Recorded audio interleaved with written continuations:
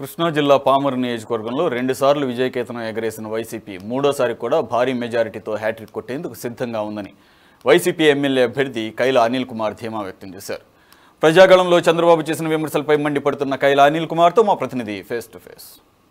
కృష్ణా జిల్లా పామర్ల నియోజకవర్గం ఉన్నాం. పామర్ల నియోజకవర్గంలో వైసీపీ ఇక్కడ హ్యాట్రిక్ సాధిస్తుందా? మరోసారి వైసీపీ అభ్యర్థిగా పోటీ చేస్తున్న కైల అనిల్ కుమార్ ఇక్కడ విజయావకాశాలు ఎలా ఉన్నాయి? ప్రధానంగా వైఎస్ఆర్ కాంగ్రెస్ పార్టీ పామరు నియోజకవర్గంలోని గత 2019 ఎన్నికల్లోని అత్యధిక మెజారిటీతోని పామర్లో వైసీపీ తరపున అనిల్ కుమార్ పోటీ చేసి గెలవడం జరిగింది. ఈసారి పామర్లో వైసీపీ పరిస్థితి ఎలా ఉంది? ప్రధానంగా ఇటీవల ప్రజాగళంలో చంద్రబాబు చేసిన విమర్శలో వాస్తవం ఎంత? మనతో మాట్లాడడానికి ప్రస్తుతం పామర నియోజకవర్గం మర్రివాడలో ప్రచారం చేస్తున్న కైల అనిల్ కుమార్ గారు ఉన్నారు. ఆయనతో మాట్లాడే ప్రయత్నం చేద్దాం. నమస్కారం అనిల్ కుమార్ గారు. నోటిఫికేషన్ వచ్చిన తర్వాత ప్రస్తుతం నామినేషన్ ప్రక్రియలోకి వెళ్ళాం. ఈ నేపథ్యంలోని పామర్లోని వైసీపీకి సంబంధించి మీరు ఏం చేశారంటే అభివృద్ధి కార్యక్రమం, దాంతో పాటు విజయావకాశాలు ఏ విధంగా ఉన్నాయి? పామరు నియోజకవర్గంలో గత 5 సంవత్సరాల నుంచి జగన్మోహన్ రెడ్డి గారి నాయకత్వంలో సంక్షేమ కార్యక్రమాలు ప్రతి సచివాలయానికి దాదాపుగా ఒక్కొక్క 25 కోట్ల రూపాయలు ప్రతి ఒక్క సచివాలయానికి అర్హత కలిగిన ప్రతి ఒక్కరికి సంక్షేమ కార్యక్రమాలు అందించడం జరిగింది. సంక్షేమ కార్యక్రమాలు అందించడం అంటే ఈ సమాజంలో ఎవరైతే వెనుకబడి ఉన్నారో వాళ్ళందరినీ కూడా ముందుకు తీసుకురావాలి, ఆర్థికంగా సామాజికంగా అని ఆ పెద్దలు ఆలోచన ఏదైతే చేశారో దానికి ఆలోచనకు అనుగుణంగా ఈరోజు జగన్మోహన్ రెడ్డి గారు అమలు చేసినటువంటి కార్యక్రమాలన్నీ కూడా పూర్తిగా ప్రజల దగ్గరికి తీసుకెళ్లడం జరిగింది.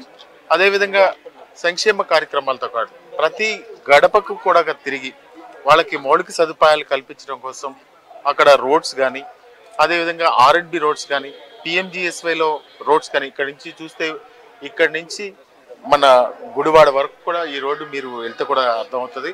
ఆ విధంగా అన్ని కూడా పూర్తి చేసాం. ఇంకా చేయాల్సిన కార్యక్రమాలు కూడా ఉన్నాయి. అది కూడా మా బాధ్యతే. తప్పకుండా కూడా ప్రజలకు ఎప్పుడు కూడా సేవకుల్లా ఉంటాం. ప్రజలకి ఎప్పుడు నిత్యం సమస్యలు పరిష్కారం చేసే దిశగానే ప్రజాప్రతినిధులు ఉండాలి. ఆ విధంగానే ముందుకెళ్తాం. అదేవిధంగా సంక్షేమ కార్యక్రమాలు ఒకవైపు, అదేవిధంగా 30 సంవత్సరాల నుంచి లేని ఇళ్ల స్థలాలన్నీ కూడా ఇళ్ల స్థలాలు ఇవ్వడం జరిగింది.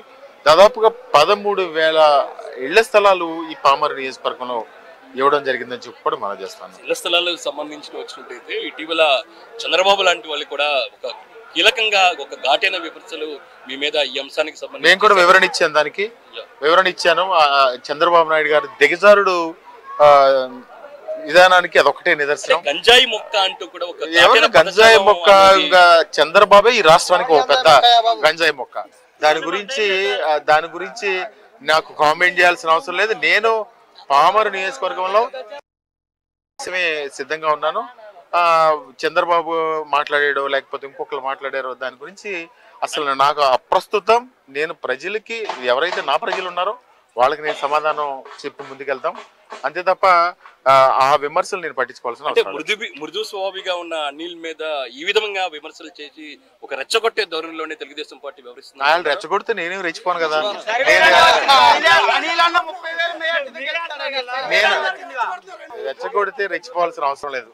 చంద్రబాబు నాయుడు దిగజారుతనానికి నిదర్శనం. ఇక్కడ పామర్లు ఎలా అయినా గెలవలేమని చెప్పి ఆయన ఏదో మాట్లాడుతూ ఉంటే వాటికి పట్టించుకోవాల్సిన అవసరం నాకు. ప్రధానంగా SC ST మైనారిటీ అంటే కూడా వైసీపీ ఎన్నికల్లోకి వెళ్తున్న నేపథ్యంలోని వైసీపీ అధికారం వచ్చిన తర్వాత పరిస్థితి ఎలా ఉందనుకుంటున్నారు? డెఫినెట్ గా కూడా ఈరోజు ఒక ఇండివిజువాలిటీ పెరిగింది. ప్రజలకి ఒక పారదర్శకమైన పరిపాలన అందిస్తా ఉన్నారు. ఈ సమాజంలో సంక్షేమ కార్యక్రమాలు ఇవ్వడమే కాదు, ఆ సంక్షేమ కార్యక్రమాలు తీసుకునే వాళ్ళని కూడా గౌరవించింది జగన్మోహన్ రెడ్డి గారు. ప్రతి గ్రామంలో కూడా ఒక సచివాలయం నిర్మించి దాదాపుగా రాబోయే తరాల కోసం 1 కోటి రూపాయలతో సామాజిక ఆస్తులు కూడా సమకూర్చిన ఘనత జగన్మోహన్ రెడ్డి గారు. ఈరోజు పరిపాలన ఒక కులానికో ఒక మతానికో జగన్మోహన్ రెడ్డి గారు వ్యతిరేకం కాదు. ఎవరైతే సామాజికంగా వెనుకబడి ఉన్నారో వాళ్ళని ముందుకు తీసుకురావాలని ఒక తాపత్రయంతో ముందుకెళ్తా ఉన్నారు. నిజంగా వెనుకబడిన వర్గాలు ఈ వర్గాలు, అదేవిధంగా ఓసీల్లో కూడా ఎకనామికల్ గా ఇబ్బంది పడే వాళ్ళందరూ కూడా ముందుకు తీసుకొచ్చింది జగన్మోహన్ రెడ్డి గారు.